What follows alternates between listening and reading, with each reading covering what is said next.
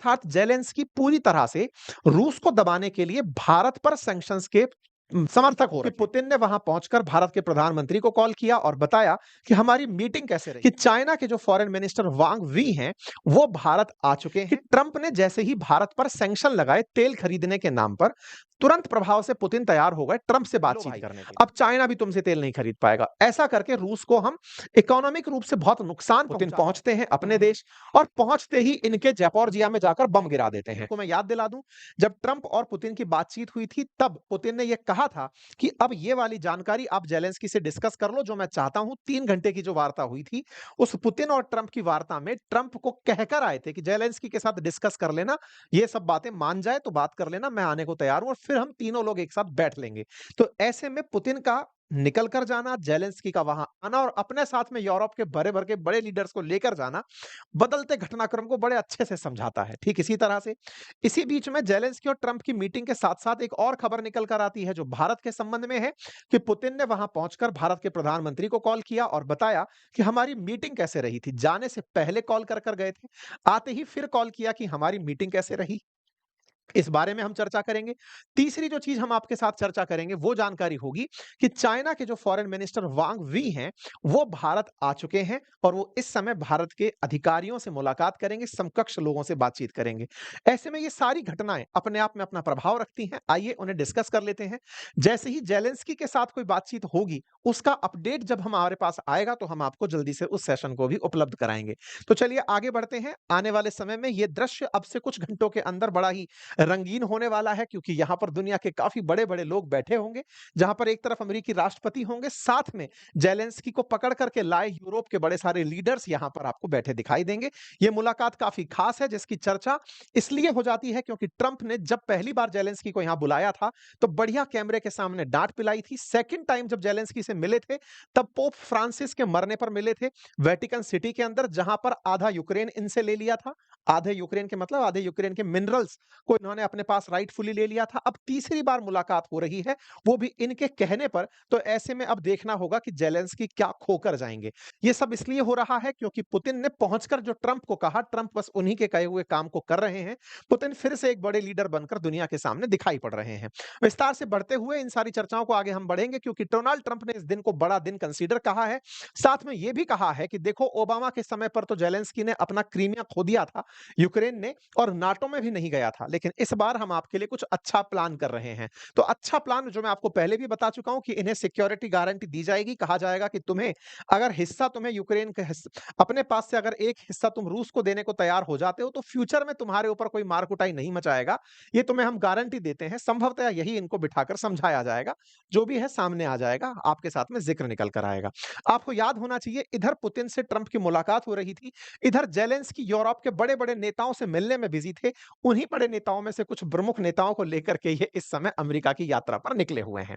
आप यहां पर ट्वीट्स देख सकते हैं लगातार उस घटना के बाद से, जब 16 अगस्त के दिन जेलेंस्की ने ये जानकारी प्राप्त की थी कि हाँ भाई, पोटस के अंदर मीटिंग हो गई है और अब उस मीटिंग के लिए मुझे बुलाया जाएगा। आपको याद होगा, हमने उस समय भी बताया था कि जेलेंस्की लगातार दुनिया के सामने ये बात स्पष्ट रूप से रख रहे थे कि मेरा सौदा मेरे बिना मत कर लेना, और इसी बात को वो लेकर के दुनिया भर के जितने भी यूरोप के लीडर्स थे उनको साथ लिए घूम रहे थे कि सर, वहां पर मेरे बारे में चर्चा हो रही है, मुझे ही नहीं बुलाया जा रहा है, ये मेरे साथ बहुत बड़ी नाइंसाफी है।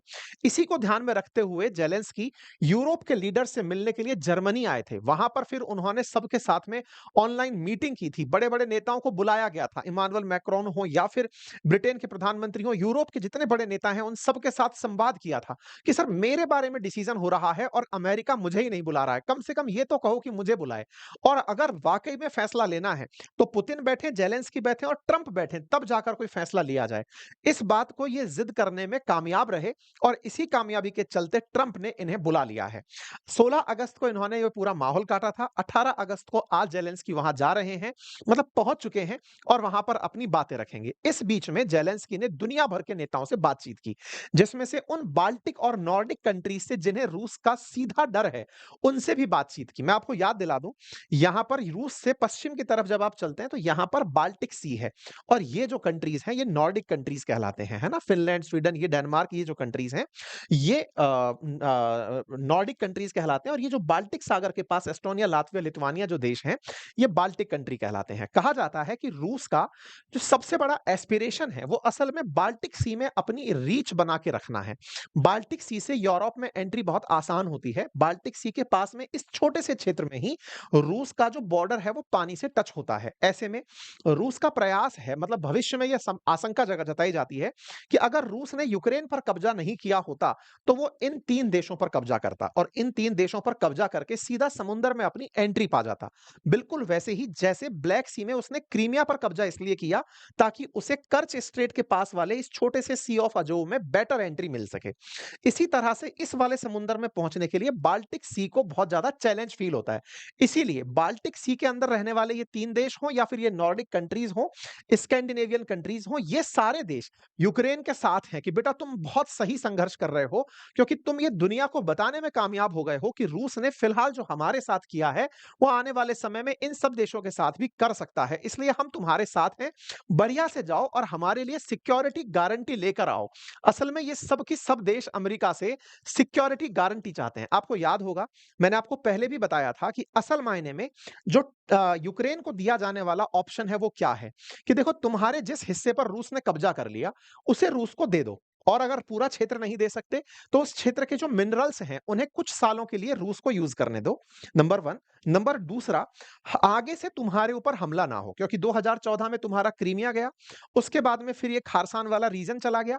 भविष्य में तुम्हारे ऊपर अगर हमला ना हो, इसके लिए हम तुम्हारे साथ 3 तरह के समझौते कर सकते हैं। पहला, हम तुम्हारे साथ सिक्योरिटी एग्रीमेंट कर सकते हैं, अर्थात भविष्य में यूक्रेन पर हमला हो तो नाटो कंट्रीज तुम्हारे साथ जुड़ करके तुम्हारी रक्षा करें, हम तुम्हें ये गारंटी देंगे। नंबर दूसरा, यूक्रेन को संभवतया ये गारंटी भी दी जाएगी कि तुम्हारे यहां पर जो संसाधन हैं, इन संसाधनों के दोहन में यूरोप और अमेरिका तुम्हारी मदद करेंगे। नंबर तीसरा, अगर तुम ईयू और नाटो में जाना चाहते हो तो रूस यहां से आगे तुम्हारे ऊपर वीटो नहीं करेगा।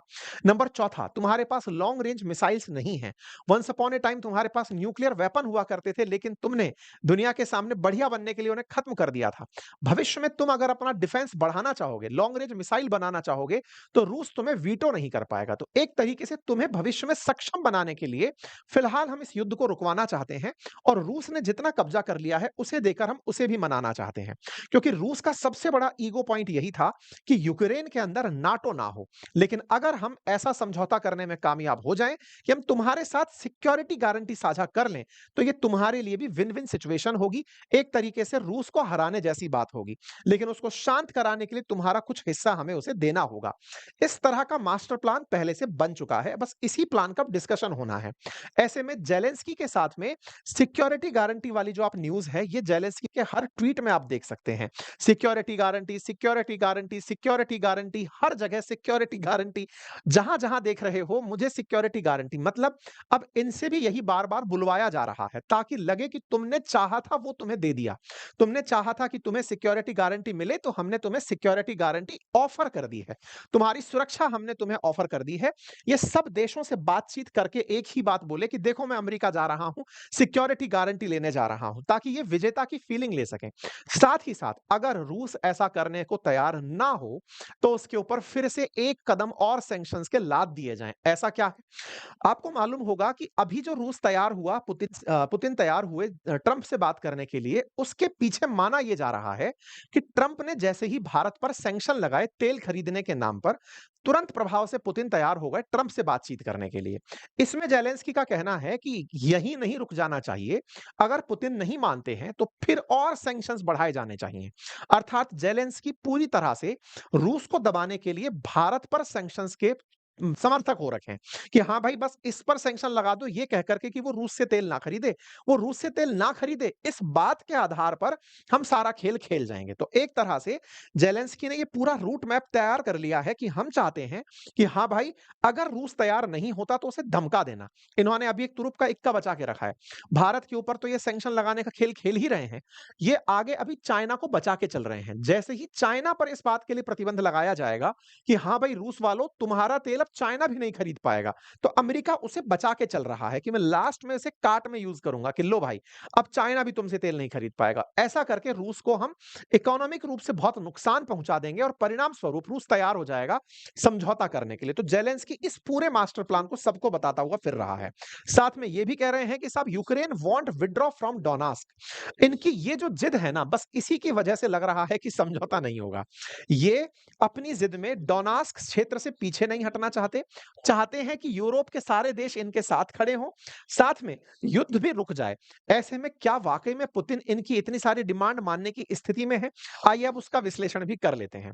ये महाशय अमेरिका पहुंचते हैं, बढ़िया सारा प्रवचन कर रहे होते हैं, एक तरीके से ये दिखाने का प्रयास कर रहे होते हैं कि पुतिन पर दबाव है युद्ध रोकने का, पुतिन पर दबाव है सैंक्शंस का। अब देखो मैं अमेरिका आ गया हूं और अमेरिका आया हूं तो अपने साथ पूरा परिवार लाया हूं, वो परिवार भी दिखाऊंगा जो आया है। ऐसे में पुतिन ने क्या किया? पुतिन पहुंचते हैं अपने देश और पहुंचते ही इनके ज़ैपोरिज़िया में जाकर बम गिरा देते हैं। यहां पर आपको ये जो बिल्डिंग्स दिखाई दे रही हैं, ये जो टूटे और क्षत विक्षत क्षेत्र दिखाई दे रहे हैं, ये आज के ही हैं। आज ही के दिन ड्रोन से और मिसाइलों से यहां हमले हुए यूक्रेन में, लगभग 7 लोगों के मारे जाने की खबर है, जिसको जेलेंस्की ने बाकायदा ट्वीट करके लिखा सुबह-सुबह कि जहां उन्हें ये पता है कि मैं अमेरिका बैठा हूं, अमेरिका में यूरोपियन लीडर्स आ रहे हैं, इतने सारे लोग आकर के बातचीत करने आ रहे हैं कि युद्ध कैसे रोकें। ऐसे में पुतिन वहां पहुंचते हैं और वापस पहुंच करके कीव, उड़ीसा, खार्किव इन क्षेत्रों में जाकर वो गोले गिरा देते हैं। इसका मतलब मुझे तो सख्त जरूरत है सिक्योरिटी की, ये आदमी डर ही नहीं रहा है। इन्हें पता है सिक्योरिटी को लेकर के हमारी बातचीत हो रही है, इन्हें पता है कि हम लोग क्या चाहते हैं, लेकिन ये आदमी लगातार हम पे गोले गिराया जा रहा है। इसलिए यूक्रेन में आम लोगों की हत्याएं बंद हो, रूस पर ज्यादा प्रतिबंध लगाए जाएं और पहले स्थायी सीज फायर हो, पहले संघर्ष रुके फिर सुरक्षा गारंटी मिले, ये इनकी चाहत है। अब आप सोच कर देखिए कि पुतिन ने मिनट भर का भी इंतजार नहीं किया। इधर ये प्रवचनबाजी कर रहे थे, उधर से वो गोले गिरा दे रहे थे कि देखिए भाई, अपन गए थे घूमने, घूम आए, अपन ने बढ़िया से दुनिया को बता दिया कि हम ऊपर हैं, हम मानने वाले नहीं हैं। अब सोचिए उनको मनाने के लिए कौन कौन जा रहे हैं। ये है कीर स्टारमर, ब्रिटेन के प्रधानमंत्री, जो जेलेंस्की के साथ, जेलेंस्की पहुंच चुके हैं, ये भी यूके पहुंच रहे, ये भी यूएस पहुंच रहे हैं। किस बात के लिए? ताकि ट्रंप के साथ बैठकर बातचीत की जा सके, यूरोप का प्रतिनिधित्व किया जा सके। इतना ही नहीं, इनके अलावा बहुत सारे नेता यहां पर पहुंच रहे हैं, जिनमें से इटली से मैडम पहुंच रही हैं, मैक्रोन पहुंच रहे हैं, ये सब पहुंच रहे हैं। और तो और इनके साथ में इस समय नाटो चीफ पहुंच रहे हैं, यूरोपियन कमीशन के चीफ पहुंच रहे हैं, भर भर के सारे बड़े यूरोप के नेता जेलेंस्की के साथ पहुंच रहे हैं कि इस बार फरवरी 2025 में जैसे इन्हें ट्रंप ने डांटा था, बिल्कुल वैसे ही जैसे ये सोवियत रूस का प्रतिनिधित्व करते हो, सोवियत रूस बोले तो इस सीसीपी का प्रतिनिधित्व करते हो, जो डांटा था, वापस से इन्हें डांट ना पड़ जाए, इसलिए यूरोप के नेता इनके साथ जा रहे हैं, ताकि नाटो और ईयू में अगर शामिल करने की गारंटी यूक्रेन को देने की बात भी हो तो फैसला ऑन द स्पॉट हो जाए। आपको मैंने पहले भी कहा था कि पुतिन और ट्रंप के बीच की जो वार्ता है, उसमें पुतिन को मनाने के लिए उनको जमीन देनी ही पड़ेगी, ये तो उनका स्टैंड है। लेकिन यूक्रेन को मनाने के लिए नाटो और ईयू का उसको कुछ ना कुछ प्रसाद देना पड़ेगा। इसके लिए नाटो के चीफ को, ईयू के चीफ को, बकायदा नाटो और ईयू के जो प्रमुख देश हैं उनको एक साथ वहां ले जाया जा रहा है, ताकि यूक्रेन को सिक्योरिटी गारंटी ऑफर की जा सके। लेकिन क्या वाकई में पुतिन इतने से मानने वाले हैं? क्या वो मान जाएंगे कि वो भविष्य में नाटो के अंदर यूक्रेन को शामिल होने देंगे? क्या वो इस बात से मान जाएंगे कि जिस क्षेत्र में वो कह रहा है कि मुझे खार्किव रीजन खाली चाहिए, डोनास्क रीजन खाली चाहिए, क्या वो मान जाएंगे? आंसर है इसका नहीं। क्यों ऐसा कह रहा हूं? एक पेपर वायरल हुआ, जिस पेपर में ट्रंप और पुतिन की जो मीटिंग थी ना, उसका पूरा पूरा मिनट दर मिनट कार्यक्रम लिखा हुआ था कि क्या क्या इन दोनों के बीच में होगा, कब लंच होगा, कब किस किस तरह की कार्रवाइयां होंगी। ये लेटर वायरल हुआ क्योंकि ट्रंप और पुतिन जब उठकर चले गए तो ये कार्यक्रम का जो पन्ना है ना, ये वहीं रह गया। इस पन्ने के अंदर, इस पेज के अंदर ये बात पता चलती है कि इसमें बहुत से ऐसे इवेंट हैं जो मीटिंग के बाद प्रस्तावित थे, वो हो ही नहीं पाए, जिनमें से लंच प्रमुखता से था। ऐसे इवेंट जिनमें पब्लिक इंटरेक्शन था, यानी प्रेस के साथ इंटरेक्शन था, वो हो ही नहीं पाए। क्यों नहीं हो पाए? बोले इससे साफ पता चलता है कि पुतिन ने ट्रंप को निराश ही किया।